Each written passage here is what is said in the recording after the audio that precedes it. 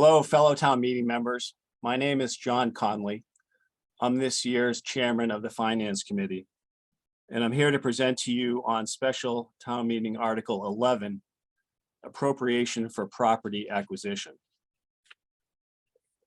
The Finance Committee voted unanimously against adoption of Article 11, which seeks to borrow $2.5 million for the acquisition of property on Charles River Street next to the Ridge Hill Reservation. The Finance Committee's principal objection to Article 11 is the lack of necessary information available at this time to responsibly consider the financial implications of the proposed acquisition. In analyzing any proposed property acquisition, the Finance Committee always begins by asking basic questions, such as, what is the basis for the purchase price? When will the purchase take place? What are the written documents memorializing the terms and conditions of the purchase? What are the economic or other benefits for the residents of Needham? And are they greater than the sum of the costs associated with the project, both the direct costs and the indirect costs? To obtain an informed view of these questions, on September 16th, the Finance Committee asked for a host of information related to this proposed transaction.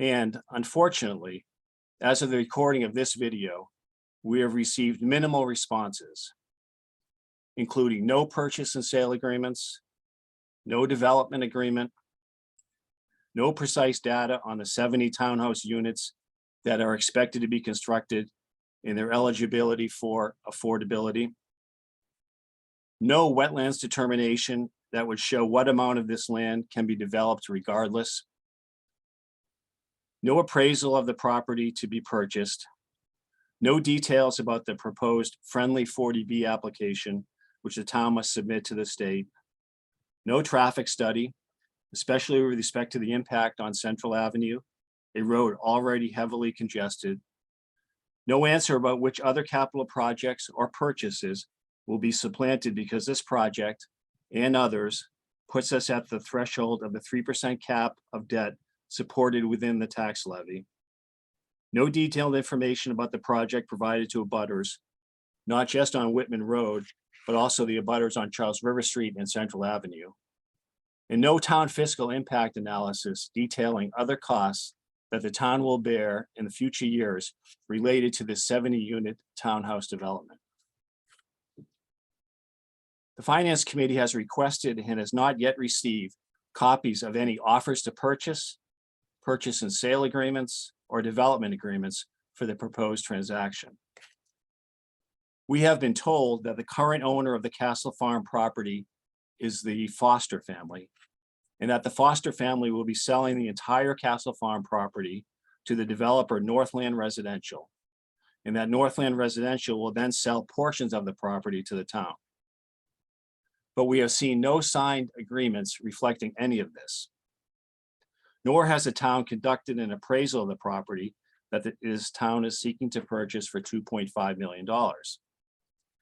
These are all necessary, expected items that have been provided for all property acquisitions that the town has made in the past. And it is just basic stuff. Just think, would you buy a piece of property for yourself from someone who does not currently own the property and has no signed agreement to purchase it? Are you aware of any bank that would loan $2.5 million to a customer to purchase a property without even a signed offer to purchase, without even any draft, let alone signed purchase and sale agreement, and without any property appraisal? The answer is no. And yet that is what this Article 11 is asking town meeting to do, to authorize the borrowing of $2.5 million when there is so much missing information and so many unanswered questions. That is not something that the Finance Committee can or would recommend. It is the responsibility of the Finance Committee and our responsibility as town meeting members to consider this property purchase in the full context of the implications to the town. The purchase of open space, particularly a property such as this with some of its beautiful features, is always a town priority, but it cannot be considered alone. We must also consider how this property fits into the context of all the town's existing and planned open space. The Ridge Hill Reservation, which abuts the sale property on both sides of Charles River Street, contains approximately 350 acres of open space with existing walking trails and public access to the Charles River. Very close nearby, at the intersection of South Street and Fisher Street, is also the 30 acres of open space at the Charles River Peninsula, owned by the trustees of reservations, with its existing riverfront, meadow, parking lot, and boat launch, all open to Needham residents free of charge. The sale property would add to what the town owns already, but it does not provide something that does not already exist without further expenditure. The town must also consider this purchase in the context of all the town's capital projects, which compete for the same dollars. While currently the town has capacity within its debt service limits to borrow the $2.5 million to fund this property purchase, the borrowing will bring the town right up against the town's longstanding 3% debt service limit. If this and other intended projects are approved, our debt service percentage of general fund revenue in this fiscal year 2023 jumps to 2.9% and then stays at 2.8% for the next 4 fiscal years. This means that the town would have less borrowing capacity available for other upcoming capital and debt finance projects. The other capital items being funded within the 3% debt service limit during the next 5 years include the Emery Grover construction and critical infrastructure needs, such as replacement of building HVAC systems at the Broadmeadow and Elliott schools, and also the replacement of a fire engine and ladder truck. The town also has 3 large debt-funded capital projects on the horizon: the Mitchell Elementary School, the Pollard Middle School, and the DPW complex. The most recent debt forecast scenarios from July 2021 project that funding those projects within the next decade would exceed not only the town's 3% limit for debt within the levy, but also the 10% total debt service limit over several years.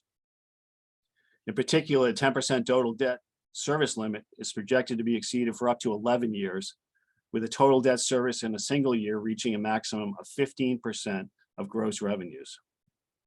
This is greater than the 10% limit by more than half. We should note that the current plans do not account for any expenditures relating to the necessary improvements and modernization that need to be made to the public housing on Chambers and Linden Streets, and to the Captain Crook, Robert Cook, and Seabeds developments in Needham Heights. In addition, the town faces some uncertainty in light of the currently rising interest rates, which are at risk of exceeding the maximum rate of 7% assumed in the July 2021 projections. Furthermore, we have not yet had the opportunity to explore whether alternative sources of funding for open space, including community preservation funds, as well as conservation funds, could be available for this purchase. Using alternative funding sources would preserve the town's borrowing capacity for other needed and planned projects. We must also consider potential ancillary costs of this purchase.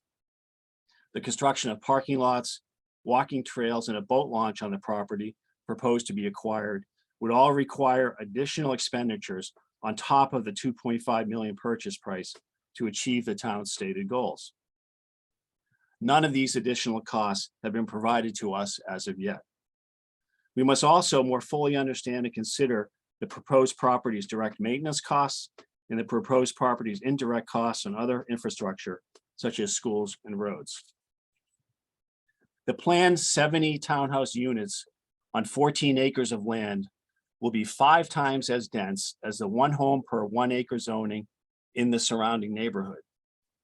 The developer has projected that the development will bring 49 new students to our school buildings that are already at capacity. It will increase traffic in the area and place increased pressures on town fire, police, water, and sewer services, none of which have been investigated or accounted for to date. The cost would be added to the continuing pressures on the town's operating budget to provide the services that our taxpayers desire and to pay our dedicated town workers the wages they deserve. This new housing development on the edge of town would create incremental expenses associated with these services, such as the need for additional police and fire personnel and equipment, none of which has yet been analyzed adequately for the Finance Committee to recommend the expenditure. Lastly, there are the many remaining questions about the proposed 70 1, 2, and 3-bedroom townhouses, which we understand the developer Northland Residential proposes to construct on 14 acres of the Castle Farm property, in which the town's approval of through a friendly 40B is a condition for the town to acquire the open space for $2.5 million. Here, it is critical to see the development agreement so that we know exactly what the developer and the town have agreed to. But we don't have that yet. For example, while you've been told that the development will contain some affordable units, we have not been told what some means exactly. Is it 2 units, or 4 units, or 8 units, or 16 units?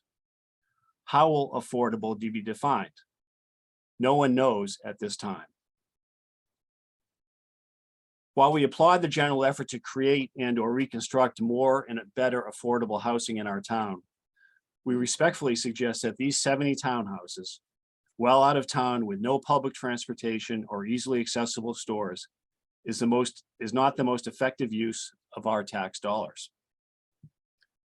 In sum, it is the Finance Committee's position that with so much missing information and with so many unanswered questions, and with competing needs for capital funds to renovate Emery Grover, Mitchell School, Pollard Middle School, and the DPW complex, and to make desperately needed renovations to the town's affordable housing complexes at Chambers and Linden Streets, at Captain Robert Cook Drive, and at Seabeds Way, it would be imprudent to commit an additional $2.5 million of the town's debt capacity at this time to this purchase of open space with its tied-in 70 townhouse development. And so for all those reasons, the Finance Committee recommends the town meeting not adopt Article 11. Thank you.